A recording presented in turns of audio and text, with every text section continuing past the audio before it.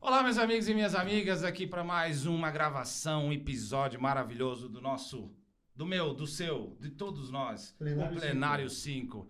E hoje, Luciana, quem que nós temos aqui hoje? Meu amigo, hoje nós temos um profissional... Mestre dos mestres, né? Mago dos magos, é isso? Fala, canta para quem tá aqui nos assistindo, quem é? Só poderia ser o doutor Daniel Guimarães Sveibel. É isso aí? Tá certo? Pronunciamos certo? Não. Então tá bom. Seja bem-vindo, grande mestre. Legal. Obrigado, gente. Obrigado pelo convite, viu? Sinto-me muito honrado pelo convite, por estar aqui e conversar sobre um assunto que nós compartilhamos e que nós gostamos muito, né? Legal. Uma paixão, né? É uma paixão que temos e é muito importante também essa conversa também entre advogados, defensores públicos, né? Que fazem júri, frequentam o júri. Estamos aí para esse bate-papo. Você sabia que o nosso mestre é um dos mais exímios defensores públicos do nosso estado? Como eu poderia deixar de... No maior tribunal do mundo. Não é isso? Barra Funda. Barra Funda. Vamos lá. Certo. Bom, então assim, o doutor Daniel, ele é mestre e doutor em Direito Processual pela USP. Entendeu? Chique, é? Defensor público do Estado de São Paulo, no Tribunal do Júri atualmente. No maior tribunal do mundo, né? Do mundo. Nossa, Barra Funda. Lá é grande, Isso muito. aí. Professor convidado do curso de pós-lato sensu, né? Doutor, desde já, muito obrigado por ter vindo aqui hoje falar um pouco com a gente. Claro que o tempo é bem pequeno, né? De 1 hora e tal.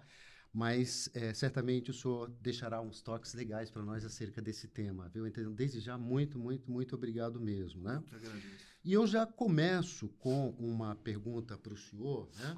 Eu gostaria de saber o seguinte: quando a gente vai fazer júri, o que é mais ideal? A gente ter uma tese ou a gente tentar mais de uma tese? O que o senhor indica, o que o senhor aconselha ao advogado que quer fazer júri? Se ele puder, né? Claro, acerca das teses, né? Eu fico pensando, às vezes a gente vê lá o caso e fala, puxa, mas temos 3 teses e tal. O que o senhor aconselha? Então, na verdade, depende mesmo do caso concreto. Do caso. Né? Tem caso que vai ter uma única tese. Entendi. Né? E tem caso em que a gente vai poder... em que nós escolhemos mais de uma tese. Né? Tem a possibilidade de usar uma tese isca, né? Que eu aprendi isso com o Pedro Gilberti, que era defensor público, se aposentou, agora é advogado, né? Está advogando. Você pode usar uma tese isca para tentar encaixar melhor a tese que você quer. E assim, vai mesmo depender do caso. Eu acho que além disso, né, a gente... O problema do júri é o seguinte, às vezes você é surpreendido, né? Sim. Além de você ir com uma tese ou 2, enfim, ou às vezes até mais, porque tem o meu colega que também se aposentou, Adorno Ferreira da Silva, ele falava para mim, Dani, se o caso tá ruim, você tá enxergando mais de uma tese, vai falando as teses e uma pode entrar. Eu já segui essa linha em um caso ou outro que eu avaliei e falei, cara, aqui tem que sustentar mais mesmo de duas teses, umas 3 teses, alguma coisa vai entrar. Mas a gente tem que ter a flexibilidade também de chegar lá e perceber que a prova piorou, recuar, mudar a tese, entende? Por isso que a gente tem que decorar o processo. Decorar o processo também é para isso, é para a gente mentalmente já começar a mudar a tese percebendo que o caminho, que a instrução está diferente. Sim. Né? Teve mudanças ali. Legal. E negativa de autoria? Pode ser acumulada com outra tese? Então, esse é um tema... Bom, né? Esse é um tema bom, porque é o seguinte, fazer uma tese subsidiária de negativa de autoria, em alguns casos será um erro. Em alguns casos será uma irresponsabilidade você não sustentar. Entendeu? Sim. Existem casos em que a negativa de autoria é muito boa, mas as qualificadoras também estão mal fundamentadas, entende? Então, para que ir num tudo ou nada? Né?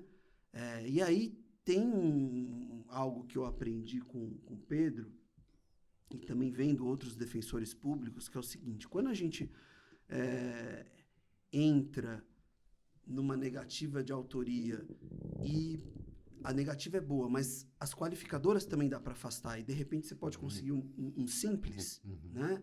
Às vezes você tem uma qualificadora só, e é possível bater bastante nessa qualificadora. Como que o Pedro e outros colegas que eu vi fazendo, eles sustentavam? Olha, quem quer que tenha sido o autor desse delito, né, essa qualificadora também não se sustenta por causa disso, por causa disso, por causa disso. Então você não abre mão da sua tese de negativa de autoria, mas pede o afastamento da qualificadora. Agora, é verdade, existem casos em que, se você sustentar o afastamento da qualificadora, é um grave erro, né? Tem casos em que a qualificadora está muito bem provada, a qualificadora é péssima também do ponto de vista moral, né? Se você está bem provada, é muito ruim, se você pedir para afastar a qualificadora, às vezes numa ingenuidade, assim, eu estou preocupado, se eu perder, pelo menos eu quero que a pena seja menor. Tem caso concreto que, se você fizer isso, perdeu a negativa. Entendi. Né? Porque o jurado ouve e fala, não, peraí, tu tá pedindo para afastar isso e tal, e não é. Então, eu acho que tem que escolher o caso. Qualificadora que tá... E tem muitos casos em que, às vezes, tem uma ou duas qualificadoras que estão mal fundamentadas e também dá para negar. Eu acho que aí o defensor tem que realmente fazer tudo, né? Porque é uma diferença muito grande, né? Um homicídio simples de um qualificado, né? E vem cá, nesse tempo todo que você já atua no júri, né? O que mais te emocionou? O que mais você poderia pincelar para a gente agora? Dizer, olha, nesse tempo todo que eu atuei, né? Um dia eu me emocionei muito por conta disto. Tem uma coisa para você pincelar e dizer para a gente? Ou não é porque você tem um bom tempo já, né? E a gente sempre tem alguma coisa que chama mais atenção, né? A gente sempre marca, né? Eu acho que o doutor Daniel vai falar que foi quando ele te viu fazendo júri. A gente fez júri junto, né? A gente fez um júri junto. É verdade isso. Eu não lembro o caso, mas a gente dividiu mesmo. Foi. E acho que você estava pela assistência, acho que. Tava, né? pela... Olha, assim, uma das coisas que mais me emociona são realmente alguns acusados que a gente defende, as histórias deles, o obrigado deles, né? Mesmo quando... E muitos, mesmo condenados com penas muito altas, te agradecem muito de coração. Eu acabei de perder um júri aí, um júri muito difícil, o promotor foi muito bem, mas eu perdi por 4-3, o réu tinha já um homicídio também. Sim. E eu me lembro, o cara me agradeceu assim, sabe, emocionado, e ele falou, doutor, de você eu não tenho o que fazer. Agora sim, as histórias também, algumas histórias também se destacam, né? De ré mulher, enfim, que a gente vê, sabe? A gente tem um país muito sofrido, né? O tribunal do júri, ele acaba, eu acho que, concentrando, revelando, né? Melhor dizendo, essa seletividade penal do nosso país. Claro que aparece... Eu entendo, os promotores, quando eles falam isso, eles têm razão, né? Que eu também concordo com isso, que talvez o homicídio me parece realmente o crime mais democrático do mundo, sabe? Não é uma coisa... Tem uma questão menos social. Mas, claro, a questão social agrava muito, né? Por isso que... E há a seletividade penal, a escolha de quem é o réu. Então, eu acho que o que me emociona também muito é ver essa seletividade penal contra os nossos réus, da Defensoria Pública, a história de vida deles. E acho que o júri é legal, vou encerrar essa resposta para não me alongar muito, mas eu acho que o júri é legal porque é o único lugar que os nossos réus, açoitados, maltratados pela vida, conseguem contar um pouquinho mais da sua história. E, às vezes, crimes muito brutais, depois que as pessoas ouvem também a história do réu, claro, as pessoas continuam falando, vou te condenar, claro, porque o crime é grave, está provado, mas as pessoas pensam e falam, tipo, isso não aconteceu só porque existe um histórico. Entendeu? Acho que o júri tem essa riqueza, né? Então, eu agradeço muito a Deus por ter me permitido, sabe, ter esse trabalho. É difícil, tem hora que dá vontade de desistir, mas é um aprendizado muito maluco, assim, um dia atrás do outro. Legal. E essa coisa da prisão, né, de 15 anos, né, e tal, como você vê isso, né? Ou seja, isso há pouco tempo foi determinado pelo STF, né? Como você lida com isso? Como você interpreta isso? Você acha justo? Eu acho que a gente está vivendo uma fase de destruição do Tribunal do Júri, né? O Supremo Tribunal Federal, enfim, eu não vou entrar na discussão dos porquês, né? Porque existem muitas questões políticas, mas Totais. é um fato objetivo. O Supremo escolheu o júri para, enfim, talvez fazer aí uma aparição de olha como nós somos severos com o crime, no combate e tal, e tem desmantelado o júri, né? Nós tivemos a oportunidade de ter a soberania dos vereditos aprimorada no Brasil, né? Porque o Brasil acho que é o único júri das Américas que, segundo a nossa colega Lisandra, né, que eu acho que é o único júri das Américas que a acusação pode recorrer de uma absolvição. Sim. Quer dizer, nós tivemos essa oportunidade e a maioria do Supremo não acolheu. Agora nós temos a prisão em plenário, que, na verdade, é um torpedeamento da presunção de inocência, né? Não tem lógica, não tem argumento jurídico lógico para sustentar um negócio desse, né? Pois não. Mas por que isso se sustenta, né? Ou seja, não tem lógica, né? Mas falta o quê? Talvez discutirmos mais acerca disso, porque você mesmo falou, não tem lógica, não pode ser assim. Tá, mas o que está faltando, então, né? Para a gente fazer com que isso pare, né? Porque é uma injustiça mesmo. Eu acho né? que Discutirmos assim, aqui já é alguma isso, na verdade, é uma questão de poder, né? de poder. Né? A interpretação não está sendo Entendi. jurídica, está sendo política, né? Política. E a gente tem que esperar o tempo passar, Tá. os ventos mudarem e insistir, né? Que assim, não cabe, para ver se uma hora volta atrás e muda de novo, né? Como aquela história do habeas corpus, que durou muito pouco, né? O STJ não estava aceitando habeas corpus diretamente, Sim. mas isso faz um tempo já, mas durou muito pouco tempo, porque o próprio STJ percebeu que assim, tinha tanta coisa errada acontecendo que nem ele podia abdicar de conhecer do HC direto. Então, é esperar o tempo passar, né? As forças políticas se alterem, os ânimos mudarem, né? Pra gente ver, porque não é uma decisão jurídica, é política mesmo, né? A letra da Constituição... Luciano, eu acho que você tem que ir para lá. Você tem que ir para lá. Entendeu? Ministro da Suprema Corte. Por favor, me coloque lá. Da Corte Superior. Vamos lá, vamos colocar você lá, então. Doutor, e assim, o desenho do júri também é uma coisa que eu reflito bastante acerca, né, disso. Me incomoda um pouco ver lá o Ministério Público ao lado do juiz, né? A gente tem que entender que o júri, né, os jurados são leigos, né? E aquela coisa do promotor ao lado do juiz, muitas vezes conversando, 90% das vezes eles ficam batendo papo, sim, né? Outras vezes... Em plena sexta-feira, né? Mandando, olha, vamos lá no 155, um negócio assim, não é coisas assim? assim.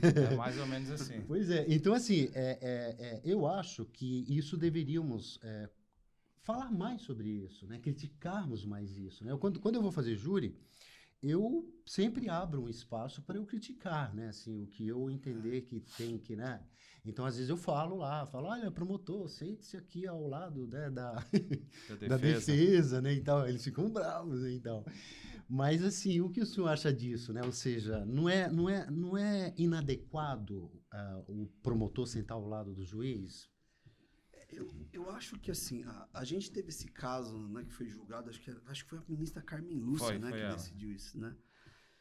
A gente teve uma ótima oportunidade de mudar, né, o projeto, o croquis das salas de júri, né? Porque, evidentemente, isso influencia. Sim. Né? Sim. Você ter uma proximidade com o magistrado e tal. Eu acho também, mas eu, assim, acho que isso é uma coisa que tem que mudar, né? Isso é indiscutível. né? Algumas leis, inclusive, se eu não me engano, a lei do Ministério Público de São Paulo tomou um cuidado de ser mais detalhista que a própria lei nacional do Ministério Público. Se eu não me engano, a nacional só fala que fique ao lado direito. E a estadual de São Paulo fala do lado direito contiguamente. Ou seja, tomou o cuidado de falar, é do ladinho mesmo, né? E claro que isso dá uma vantagem. É por isso Sim. que a Promotoria de Justiça não abre mão dessa prerrogativa, né? Acho que eu até concedo que se o Ministério Público estiver se manifestando como custos legis de verdade, sei lá, tá lá no Supremo Tribunal Federal como custos legis, o Procurador-Geral da República, só custos legis. Ele realmente não é parte, Sim. nada, ele só está opinando. Eu não vejo problema ele sentar do lado. Agora, no processo penal, o Ministério Público é parte. Né? O Ministério Público não é custos legis. Né? Os promotores falam que é custos legis, tal. Eu entendo, eu nem entro nessa discussão, Sim. mas é parte. Né? Então, sendo parte, o razoável era que as duas partes, defesa e acusação, se sentassem numa posição equitativa. Eu acho que o melhor desenho de júri que eu conheço, que vocês também sabem qual é o americano, né? Que a gente vê em filme. Tem tudo. americano, tem o coreano também, assim. O coreano eu não conheço, mas Sim. o americano... É assim também. Conhece coreano? O coreano, na verdade, os jurados ficam ao lado do juiz. Olha. Ah, interessante. Na mesma hein? linha. O juiz fica Interessante. aqui, o assistente do juiz fica do lado direito, os jurados ficam do lado esquerdo do juiz. Entendi. E aqui tem Que legal. a acusação do lado, para quem vê de frente, do lado esquerdo e a defesa do lado direito. Interessante. Na mesma linha. Interessante. Legal. O legal é esse, que é as partes visualmente no mesmo patamar, na mesma situação, de frente para o juiz. Né? Acho que esse seria o ideal, né? Mas acho difícil mudar isso daí. Agora, sinceramente, a posição pesa, mas o local, eu tenho a impressão que na maioria dos casos, o local onde o Ministério Público senta é aquela coisa do cartão de visita, sabe? Sim, Sabe, sim. ou do currículo. A pessoa te manda um currículo e você vê que a pessoa estudou num lugar legal, tal. Você fala, nossa, legal, né? Só que você, no dia a dia, a pessoa pode não ser aquele profissional que você esperava, Claro. entendeu? Então, às vezes, sentar do lado do juiz ajuda, visualmente ajuda, principalmente para o jurado que nunca participou de um júri. Exatamente. Para ele tem um impacto grande aquilo. Sim. Para o jurado que está acostumado a ir lá, que já fez outras vezes, que trabalhou também com bons advogados, com defensoria pública, isso começa a ter um peso menor, eu acho, sabe? Porque senão a gente não ganharia júri. Sabe? Claro. Mas que é um ponto justo de mudança, não tenho dúvida, né? E isso que eu queria ver do doutor, né? Já que o doutor tem tanta essa experiência, né, na prática do júri e tal, então essa pergunta eu acho que é bem propícia mesmo, né? A gravação, né, no júri, a gente também tem problema, né? Uns deixam, Muitos outros não problemas. deixam e tal. Muitos problemas. Aí eu gostaria de saber do doutor o seguinte: o que ocorre é uma interpretação inadequada da nossa legislação? Porque, lendo a legislação, eu entendo que a legislação autoriza, né? É esse o raciocínio do doutor? Se é, por que então que não estão respeitando a lei, né? Ou seja, o que falta para que a lei seja cumprida? Olha, é assim, eu vou falar da onde eu trabalho. Eu sei que fora de São Paulo também tem juiz que proíbe gravação totalmente e tal. Esse tipo de interpretação é um erro, porque o Código de Processo Civil permite a gravação, né? É uma audiência pública, né? Enfim, acho que... E existe, inclusive... Eu sinceramente, eu não sou tão favorável a essa questão de ficar filmando e colocando no YouTube ativamente, como alguns lugares fazem. Sim. Eu não vou entrar nessa discussão, mas eu questiono se isso realmente é uma coisa tão positiva. Mas, sem dúvida nenhuma, o Código de Processo Civil hoje é expresso, permite, né? E simplesmente o magistrado falar não, acho que viola, sim, o CPC. Agora, tem uma outra questão aqui que está acontecendo, e vocês devem saber, que é o seguinte: são gravações que são feitas muitas vezes com vídeo e tal, e aí é cortado, colocado no Instagram para atacar fulano, beltrano, É ciclano. o viés proporcional. É assim, eu acho que assim, é necessário que também haja uma reflexão dos profissionais sérios do júri. Eu sei que na advocacia tem muita gente séria, muita gente que é do júri, né, que a gente respeita, que a gente, eu sei lá, eu sei que algum advogado bom vai fazer lá, se eu consigo me livrar um pouco do meu trabalho na defensoria, eu vou lá assistir o cara, prestigiar. Outro dia eu estava vendo o Dr. Malavasi lá fazendo, eu não consegui assistir o júri dele inteiro, mas assisti um bom pedaço, vi ele inquirindo e tal, é legal. É legal. Então, assim, nós temos muitos profissionais sérios, e a classe dos advogados, principalmente a classe dos advogados, precisa, com os profissionais sérios, discutir isso e falar, gente, também tem coisa que talvez a gente esteja também exagerando nessas filmagens. Porque existe uma queixa dos magistrados, eu não estou no meio dessa confusão, porque às vezes quando eu gravo, assim, na verdade eu gravei uma única vez e informei o juiz, né, porque ia ter muito à parte, isso e aquilo, gravei. Mas eu acho que é interessante falar que haja essa conversa entre os advogados, os defensores públicos, os promotores e os juízes, para se entenderem e falar, gente, gravar é legal. Por que é legal? Porque às vezes o juiz está distraído e, olha, não vi. Pega lá, outro dia eu estava vendo uma palestra esses dias do Daniel Avelar, um magistrado do Paraná, enfim, conhecidíssimo, e ele falou que ele consultava a gravação. Cara, a gravação é legal até pro juiz. Não. Entendeu? A questão é como que essas gravações também, em algumas situações, estão sendo utilizadas. Nós somos profissionais, nós somos, né, sérios, vamos sentar e vamos conversar, né, e vamos ver até que ponto a gravação, como que vamos usar essa gravação de uma maneira legal. Entendeu? E eu acho também, assim, né, a gente que dá aula, né, eu acho que essas gravações poderiam ser usadas também, né, pra gente dar curso, pra gente dizer, olha, o jeito que foi feito, olha, e tal. Também acho. Não tem como a gente levar o aluno, às vezes é uma sala enorme, não tem como você levar lá todo mundo no fórum. Então a gente poderia, eu acho que seria muito propício, a gente mostra, olha, o jeito que é feito. A gente edita, inclusive, né, coloca lá, olha, hoje a gente vai falar sobre o juiz, olha como o juiz agiu. Faz ali uma seleção e tal. Então, quer dizer, eu acho que é um material que a gente poderia estar utilizando de forma benéfica. No entanto, proíbe-se, não pode e tal. Ok, então é difícil ensinarmos os advogados. Luciana, mas eu entendi o posicionamento na questão do autopromoção, com aqueles cortes, etc. E muitas das vezes até com a ideia do próprio advogado estar ali, de uma forma vexatória, minimizar o promotor ou até mesmo o juiz. Eu acho assim, até para ter essa conversa... Nós temos a comissão do júri, né? Na Ordem dos Advogados nós temos. Quem era presidente era o Marcelo Primo, nosso parceirão. Agora nem sei quem está mais, né? Quem está como presidente da comissão. Mas eu acho que a comissão do júri na OAB, ela teria o papel essencial nessa tratativa para resolver a situação. De uma forma de fiscalizar também esses advogados que extrapolarem os limites da publicação daquele júri. Agora, efetivamente, a questão única e exclusiva, vou proibir, e já tivemos até casos de juiz falar, o Código Civil fala, mas a LGPD não permite. Mas o que tem a ver a LGPD? Então, lá está, é uma confusão, uma tentativa de justificar o injustificável.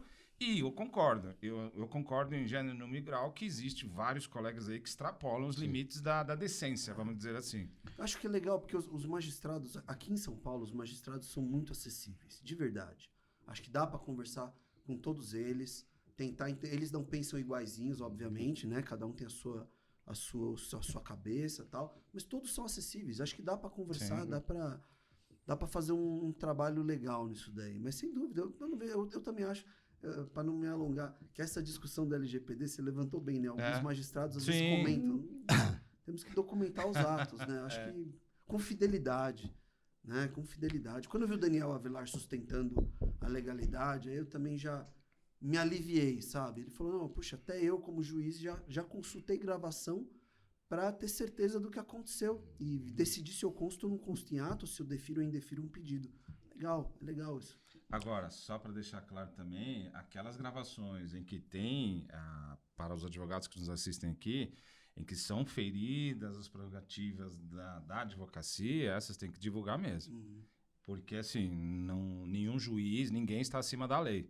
Então, essas atrocidades que acontecem no júri, que é um campo de bastante embate, combate, etc., isso tem que ser divulgado, tem que acabar. Agora, o que extrapola esses limites, né? Aí a gente tem que efetivamente pedir para o advogado também ter o seu controle. Tem muita coisa, né? Por exemplo, eu acho que a gente tem que sempre pensar no olhar dos jurados, Perfeito. que é quem vai decidir ali a causa, né? Então, eu me preocupo muito com as algemas, né? Eu queria Com a ouvir... roupa. Sim, com a vestimenta do preso, ele entra lá com aquela roupa, né, de preso e tal. Aí eu fico pensando, via de regra não, mas muitas das vezes, né, o juiz fala, não, doutor, entra assim mesmo, né?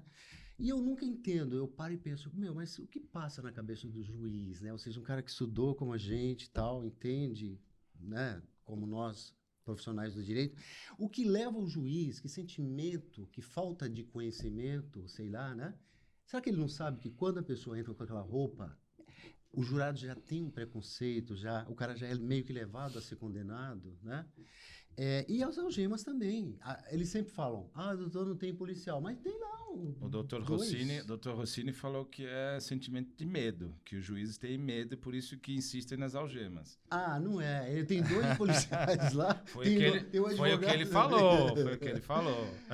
Então é doido, né, isso, o juiz, e principalmente a coisa da roupa, né? O juiz fala, não, vai usar a roupa, mas será que ele não sabe que a roupa vai contribuir para a condenação? Eu vejo isso como uma oportunidade da defesa anular e refazer o júri. Tá. Simplesmente isso. Assim, eu acho que existem julgados que já reconhecem como se a pessoa tem essa possibilidade de um parente levar uma roupa civil, tal. Até acho que o Estado poderia também, mas é muito complicado. Sim. Assim, em termos de política pública, eu nem saberia como isso seria feito. Mas o fato é o seguinte, se a pessoa tem uma família e tem essa possibilidade, nossa, isso muda muito, viu?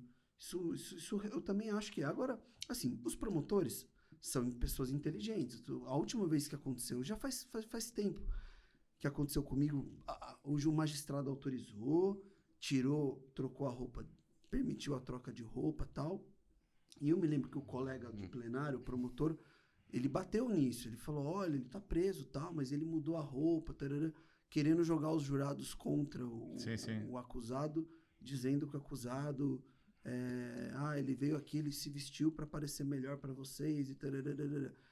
Né? Então, assim, o que eu quero dizer com isso é o seguinte, nós temos que lutar para que os réus sejam julgados com dignidade. Ser julgado com uma roupa civil, quando ele consegue, é ser julgado com dignidade.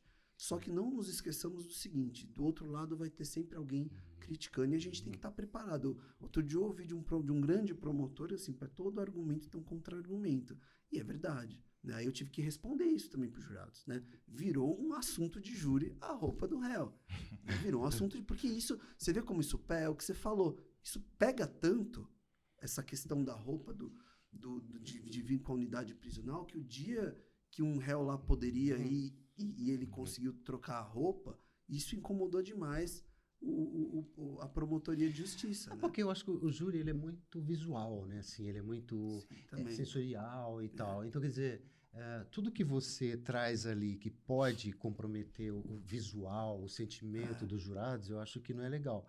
Se você manda um ser humano entrar... Porque o cara, tudo bem, é bandido, não sei o quê, mas é um ser humano, a gente tá ali para fazer justiça e não vem ao caso o juiz fazer esse julgamento e não deixar o cara usar uma roupa adequada, né?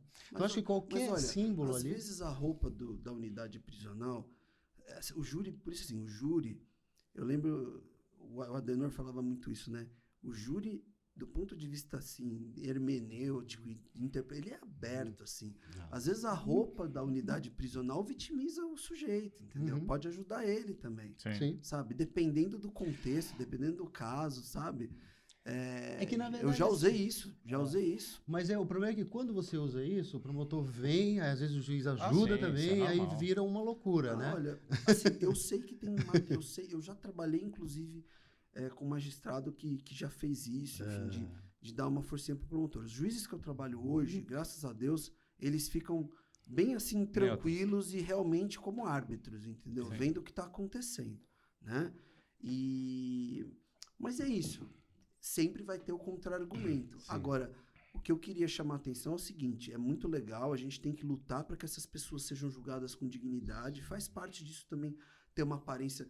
Estados Unidos, Inglaterra, eles vêm com roupa mesmo Sim. civil, sabe? Às vezes vem de terno até, terno, Às vezes eu gravata. até acho um exagero, porque, por exemplo, no caso vamos falar da Defensoria Pública, os nossos réus, a maioria dos nossos réus, são pessoas com pouca escolaridade, com trabalhos braçais Uma e tal. situação financeira. Não dá para colocar o cara ali, fazer o sujeito vir com um terno, fica até ridículo, porque não é o dia a dia dele. Pô, faz o cara vir com o dia a dia dele. O senhor é pedreiro? Senhor, como é que o senhor se veste no seu dia a dia? Calça jeans, camiseta, isso aí. Só dá um toque nele para falar, ó, vem de camisa, acho que vai ser melhor para você, mas não precisa vir de gravata, de nada disso, sabe? Você não acha que essas mazelas todas, enfim, essas problemáticas, né? Se nós tivéssemos nas faculdades aulas, né, de júri, né? Ou seja, fosse uma matéria, né? Convidasse o senhor para ir lá no último ano, olha, dei uma aula sobre júri, né? As pessoas saem de lá, os alunos, né, sem noção de júri, não tem essa matéria, né? Então, assim, quando muito se faz um júri simulado lá, não sei o quê, o aluno não vai entender, porque é um júri simulado, ele não teve aula sobre isso, né? O senhor não acha que deveríamos ter, então, né, essa matéria, né? Por que a OAB, né, que é a nossa instituição, né, não busca colocar essa matéria lá com o poder que ela tem? Porque Junto ao MEC, né? É avaliação. Eu fui avaliador de curso jurídico, não sei o quê, e pude ver muito bem o poder que a OAB tem. Ela faz avaliação junto com o MEC, né, e tal. São as duas instituições que fazem isso em relação aos cursos de direito. E eu sempre, pensava, né, por que não se exige mesmo? Você fala de dois, né? Do júri e de prerrogativas, né? Também, São dois momentos que você fala. Mas o pessoal até fala muito de prerrogativa hoje em dia, né? Não tanto quanto eu acho que deveriam falar. É mais mas ética. júri não se fala. É mais ética. É mais ética. Mas júri, não, mas porque tem agora questões do exame. Sim. Aí eles colocam mais prerrogativa, porque tem mais perguntas. Mas júri não se fala, né? Porque não tem Faz-se espaço, aquele júri né? simulado na semana jurídica e olhe lá. Entendeu? Mas eu acho que deveríamos ter uma matéria, né? Para que o aluno saia pelo menos com uma noção, né, de júri. Júri praticamente não é ministrado nas faculdades, né? Não. Isso é um grande problema, né? Agora, eu vejo como um problema maior, né? O fato de que, assim, nosso estudo a respeito de direitos humanos é fracassado. Sim, sim, total. É uma coisa muito fracassada, mesmo nas universidades melhores, que são tidas como de primeira linha. E dentro da nossa estrutura social, de fato, as pessoas que se tornam defensores públicos, promotores, juízes, normalmente estão nas classes mais altas. Isso também é um problema. Né? E o ensino jurídico é fracassado. O exame de ordem também tem aprovado muita gente que não tem a menor condição de advogar. Menor condição. E isso depõe contra a classe, porque a advocacia é uma função importantíssima, indispensável. Como é importante. Só sabe da importância do advogado quem foi advogado, que foi meu caso. Eu fui advogado durante 5 anos antes de ser defensor público. E quem precisou de um advogado também. Sim, sim. Né? Aí a gente entende a importância de ter um advogado, um cara que entenda do assunto, que seja de confiança. Então, a gente tem visto, e eu tenho certeza que vocês têm visto, coisas que você fala assim, não, pelo amor de Deus, não dá. Tudo tem limite nessa vida. Né? Então, eu acho que um problema maior mesmo é o estudo sério de direitos humanos, da nossa história. E a questão de direitos humanos não é uma questão jurídica, somente jurídica para ser ministrada em curso de direito. Acho que isso é até no próprio ensino fundamental, ensino médio. Acho que ele tem que vir de base, né? Mas é assim, vou te tranquilizar já no sentido, quando você fala que no Brasil não tem, na Europa, em maior parte dos países, também não tem essa preocupação.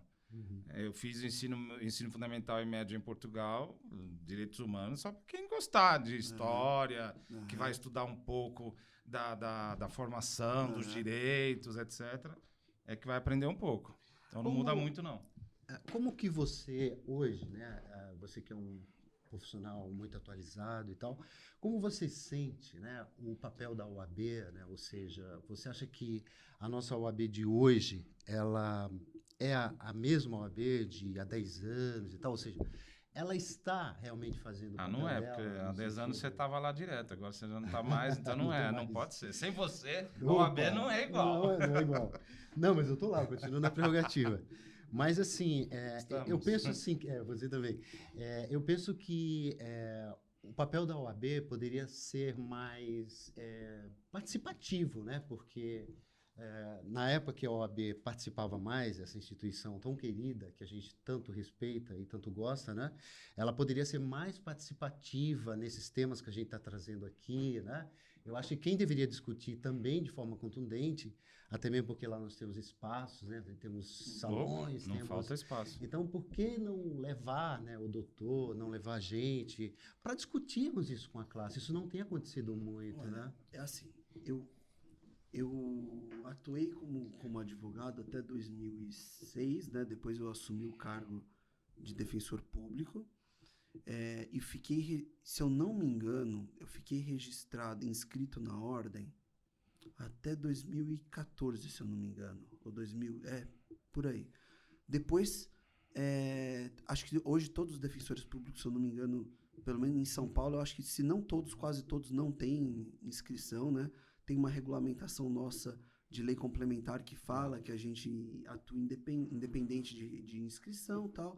Então, eu me afastei da ordem por isso, né? E comecei a viver a defensoria pública. Quando eu era advogado, eu achava que tinha bastante evento a respeito de temas... Sim. Tal. Inclusive, eu frequentei bastante, assim, Sim, sabe? 2, 3. Não sei como é que tá hoje isso. Não tem. Muito. Agora, tem uma coisa que quem tá de fora olha, assim, né? Que eu observo é o seguinte, nós temos grandes advogados, Sim. grandes profissionais, caras, assim, fora da curva, mas eu acho que tem uma coisa que precisa realmente melhorar, que eu acho que o Dr. Mário, que veio aqui falar, né? Oliveira Filho. Isso, ele falou sobre... Ele comentou de passagem essa questão do exame de ordem, e eu concordo com ele. O negócio tá demais, gente. Sim. Tá demais, porque a inscrição... eu me lembro que quando eu virei advogado, você pega a sua carteirinha, cara, você tá recebendo, na verdade... prerrogativas legais para combater ilegalidades, para fazer uma série de coisas, né, que vai acabar melhorando a sociedade se você fizer do jeito certo. Perfeito. Né? Sim. Agora, você dá uma OAB na mão de muitas pessoas que não têm condições, sabe? Eu me questiono, eu acho que isso depõe demais contra a classe. E agora pior, né, com o surgimento da IA. Com o surgimento de IA, porque tem gente que tem dificuldade de escrever e acha que a IA vai resolver. Não vai resolver.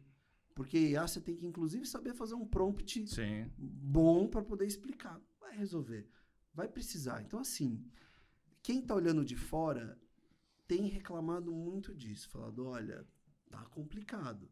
Não que os concursos públicos também estejam também angariando, porque existe um problema de ensino jurídico que está na raiz. Sim. Então, mesmo as pessoas que passam em concursos públicos difíceis, a pessoa tem uma memória fantástica e teve a sorte de cair naquela prova mais temas que ele entende mais. Porque concurso público também tem isso. Você tenta cobrir o máximo. Então, não estou dizendo que as pessoas que passam no concurso público todas as pessoas são ótimas, maravilhosas e talhadas para o trabalho. Não é verdade isso. Não é verdade isso. Sabe? Agora, o exame de ordem que é usado na Defensoria Pública como um filtro, para você poder fazer a prova da Defensoria Pública, você tem que estar inscrito na ordem. Depois que você passa, você perde a inscrição, né? Eu sustento até que há uma incompatibilidade, mas você precisa. Então, a ordem é usada como um filtro na nossa lei. Perfeito. Mas esse filtro inicial a peneira está muito grossa. Muita gente sem condição. Na prática a gente vê isso, inclusive e pior, no júri. Vemos diariamente, né? E tendo em vista que o júri é uma condição profissional muito mais trabalhosa, muito mais detalhista, não dá pra gente ver algumas coisas que acontecem no júri, né? Isso é verdade. Isso tem manchado até o júri. Tem manchado até o júri. Não, e o júri eu acho que o júri é um dos locais mais complexos, né, para você atuar. E Claro. mesmo. Você tem que ter um Exige a bom sua preparo, habilidade oral, claro. sua inteligência emocional. Exige você Sabe? ter um conhecimento ainda que básico acerca de todas as matérias que envolvem o ser humano, né? Que envolve a nossa existência. Exatamente. Você tem que entender de música, de poesia, de sociologia, de tudo, O né? Evandro Lins e Silva fala no A Defesa Tem a Palavra, né? Leia tudo que cair no seu colo. É verdade. Legal, Tem que legal. ler tudo. Legal. Doutor, assim, em poucas palavras, né?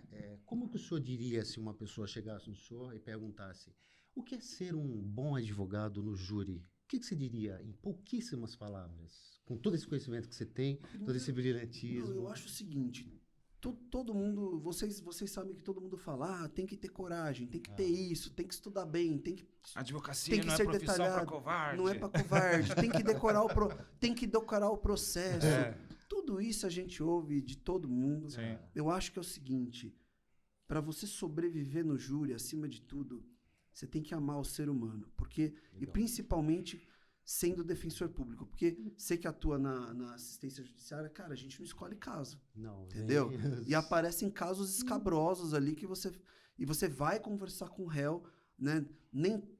Nós defendemos réus inocentes, réus culpados que são caras muito legais que erraram, réus um pouco mais culpados, e nós também atendemos pessoas que não inspiram simpatia. Sim. Verdade. E esse é o verdadeiro teste. Você pega um caso criminal que todo mundo fica com raiva já do réu pelo fato em si, e o réu também não é um cara que atrai a simpatia de ninguém, esse é o teste. Você tem que conversar com ele, entender a história dele, respeitar ele. Muitas vezes eles falam coisas que te surpreendem, Sim. que você muda. Você fala assim, cara, agora eu tô começando a entender esse cara. Então, assim, se você não tiver respeito e amor pelo seu defendido, cara, acabou. É melhor não defender.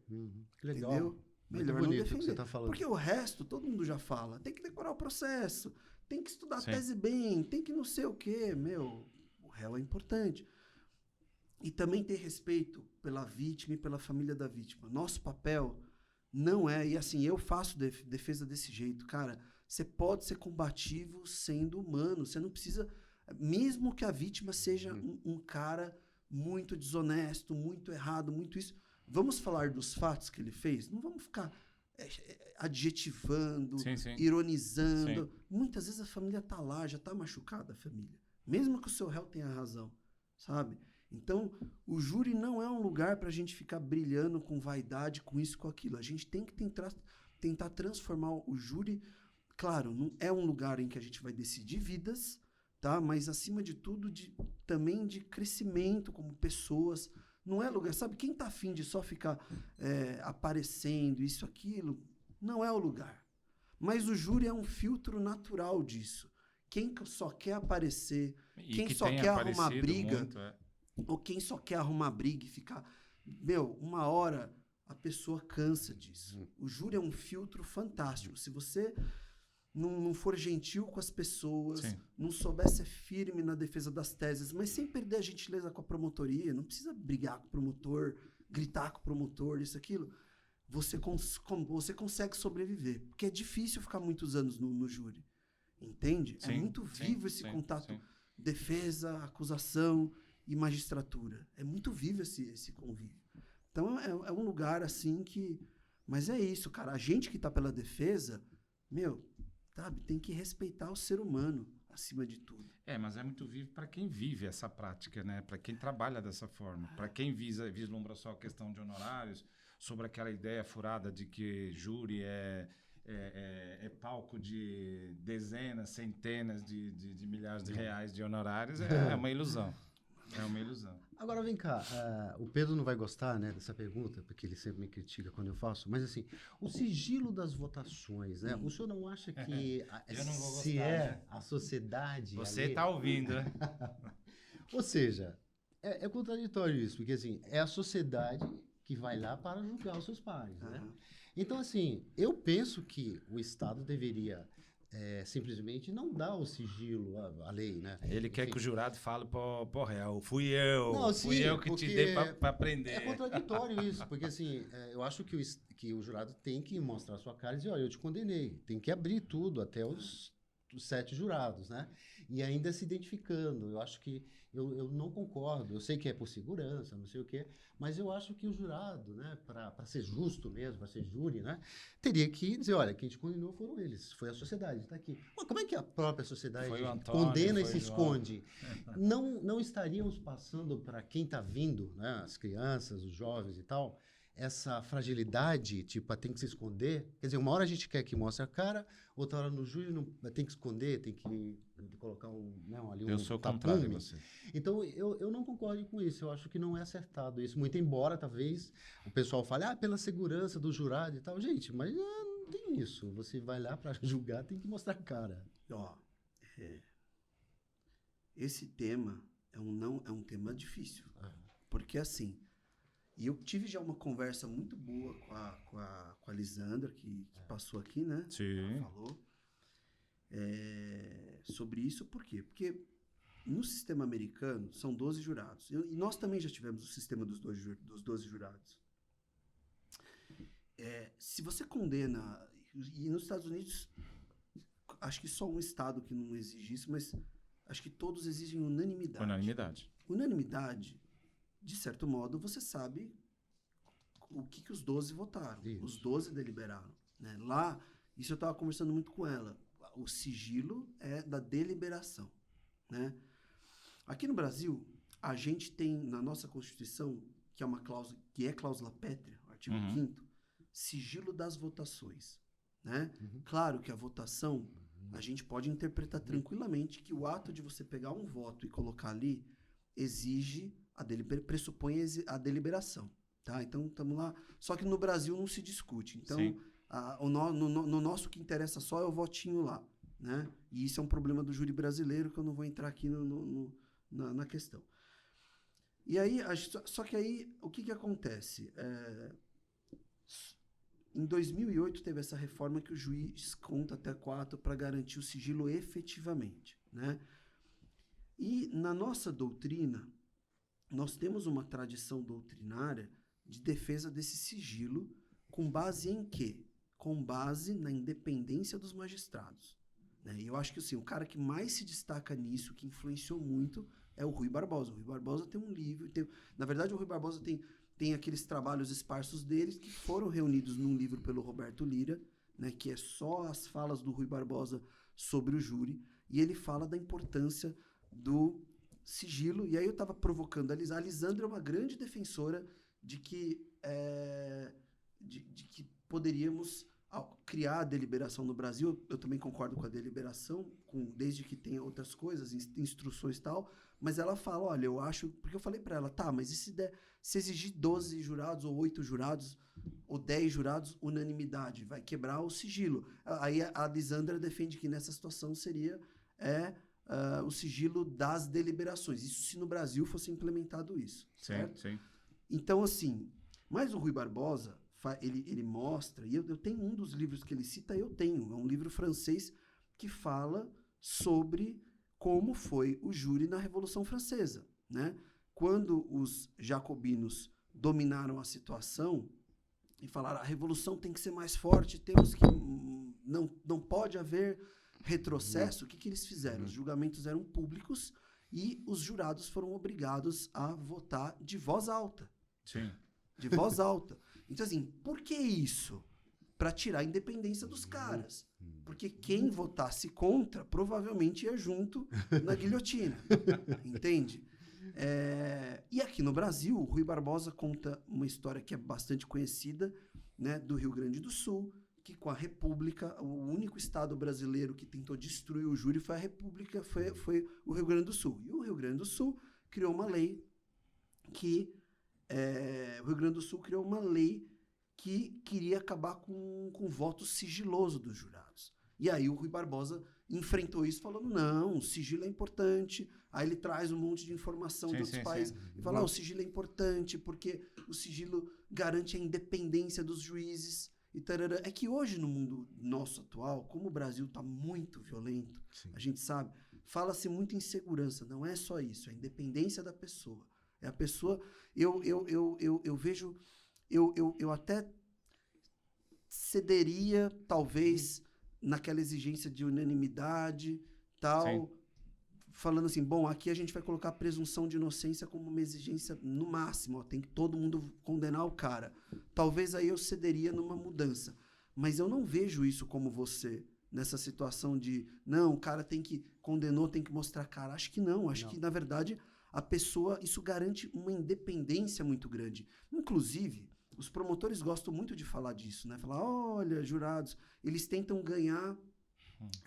não estou criticando, todos nós tentamos seduzir os jurados. Claro, cara. E como que os promotores muitas vezes tentam seduzir os jurados? Eles falam assim, olha, jurados, o voto de vocês é sigiloso, então vocês podem condenar, não tenham medo, não tenham não sei o que lá, tarará, né? A segurança de vocês está garantida, tal. Eles trabalham o medo do jurado. Sim. Mas sabem que a defesa, eu já tive caso também em que, eu lembro o último caso que aconteceu isso, foi um caso em que o réu era uma pessoa super trabalhadora, super inocente, foi uma legítima defesa de fato, só que a família da vítima não se conformava e eles entraram no plenário em peso. Tinha inclusive filhos dessa pessoa, do falecido, bem aqui do lado onde eu falava, e eu inclusive conversei com os policiais militares, falei, cara... Nada contra, mas assim, fica por gentileza alguém lá, porque eles estão fazendo apartes agressivos. Eu conversei com o juiz. Pensa que não, o jurado, ele percebe que a família está muito raivosa, indignada, e eles estão com o rosto ali.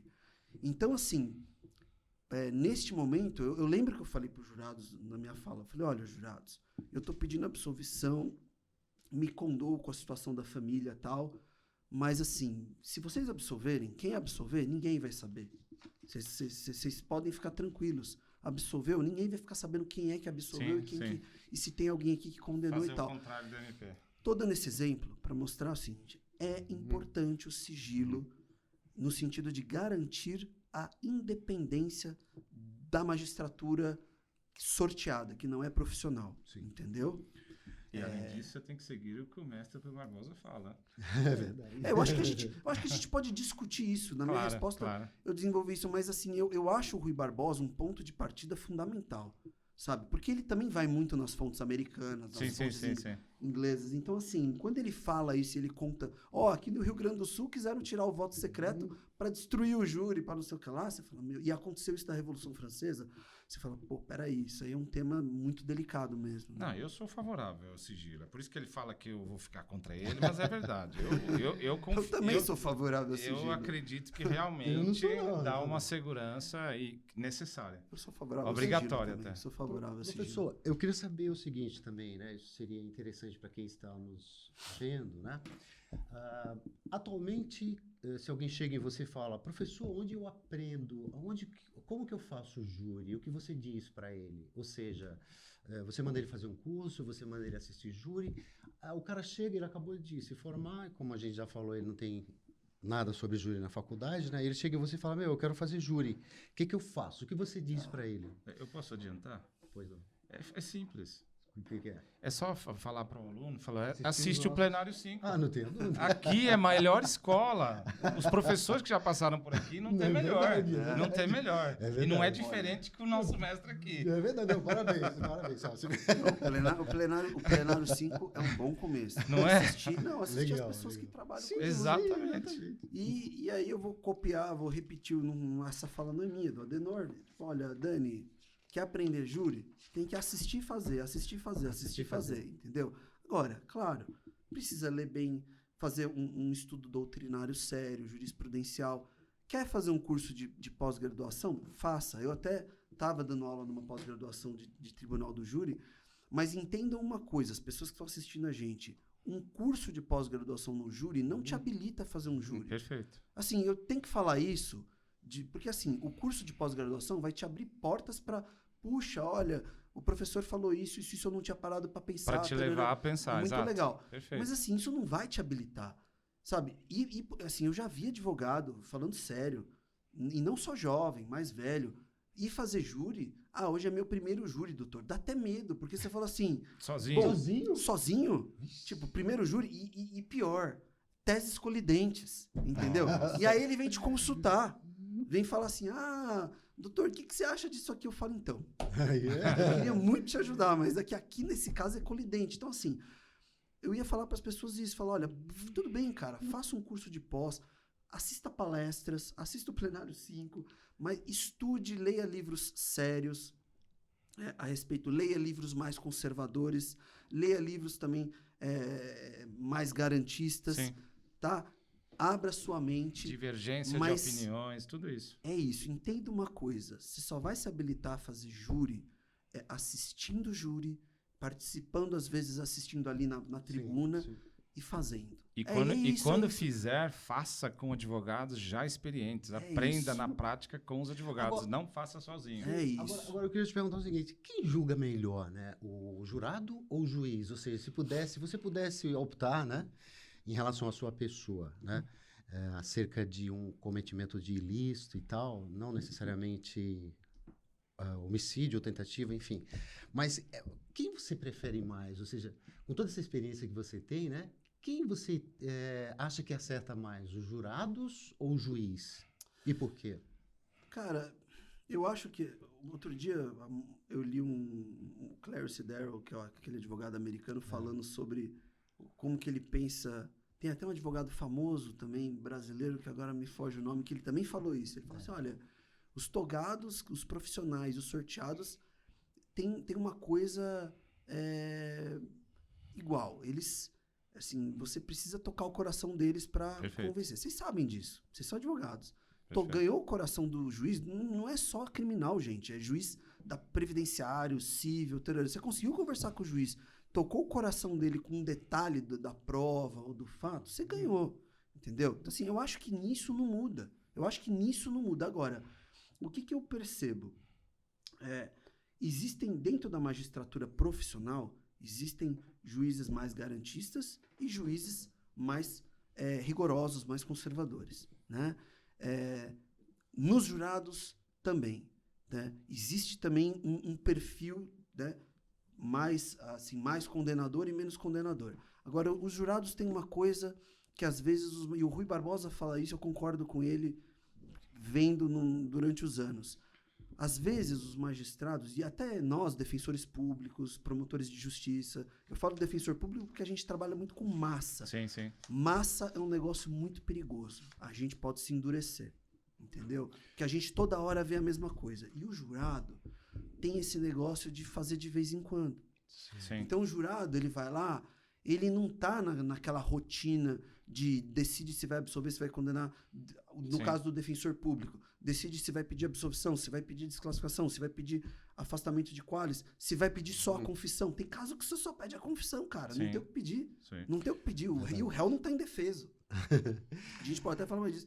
Então, assim, o jurado tem essa questão do ineditismo. Não é bem ineditismo, mas assim, não é do dia a dia dele, não é do cotidiano dele. Então, às vezes, ele tá mais livre para ouvir histórias que um profissional já ficaria, não curte isso. Um exemplinho rapidinho, eu sei que o tempo é curto. Um dia eu ganhei um júri que eu me emocionei muito de um rapazinho que esfaqueou a avó. E a avó sobreviveu, foi pro plenário, a gente ouviu.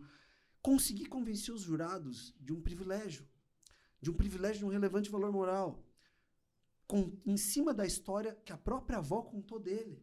Entendi. Entende? Então, assim, isso é uma coisa que eu vejo na minha cabeça poucos togados, poucos juízes profissionais que topariam isso. Se bem que jurado também é difícil de compreender, mas o que eu senti? Eu senti que aqueles jurados, por estarem ali, não é do meu cotidiano tá julgando essas coisas. Eu achei que eles ouviram assim, com mais abertura a história do rapaz, entendeu? E esse você conseguiu absorver?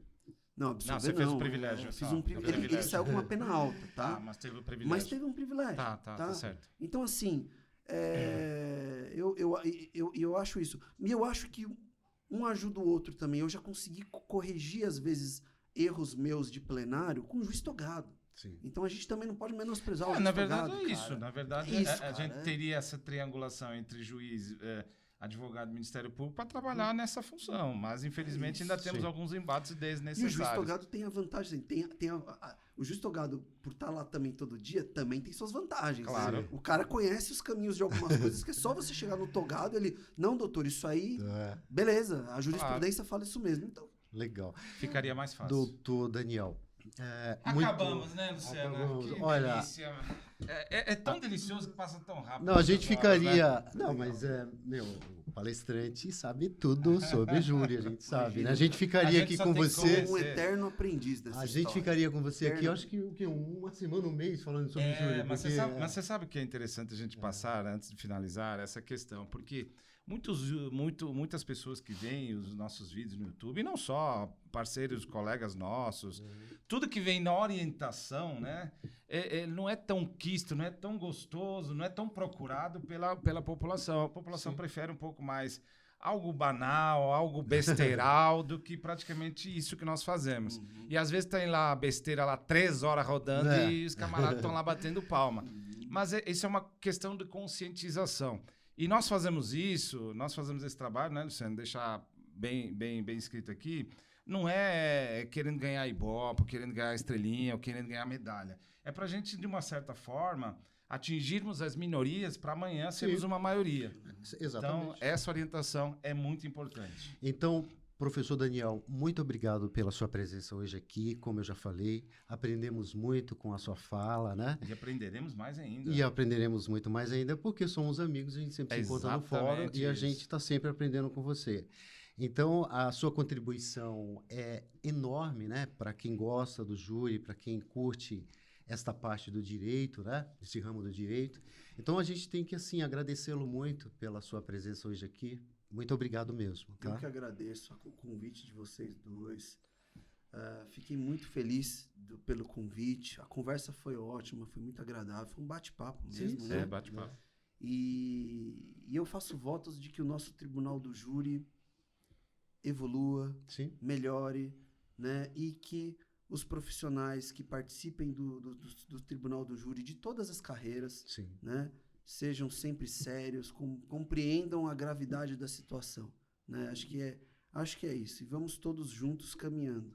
E vamos brindar. Gente, É isso aí. Vamos brindar Bom, ao nosso entrevistado, a você que nos assiste.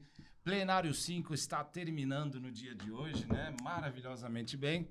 Você gostou? Então se inscreva no nosso canal, deixe o seu like, acione o sininho para não perder nenhum desses episódios aqui e principalmente venha com bastantes comentários para a gente Muito continuar fazendo. Está ficando bem. Continuar fazendo e atendendo todos os comentários que os nossos queridos plenaristas quintos estão aí para nos ajudar. Grande abraço para você, muita saúde e excelente dia. Valeu.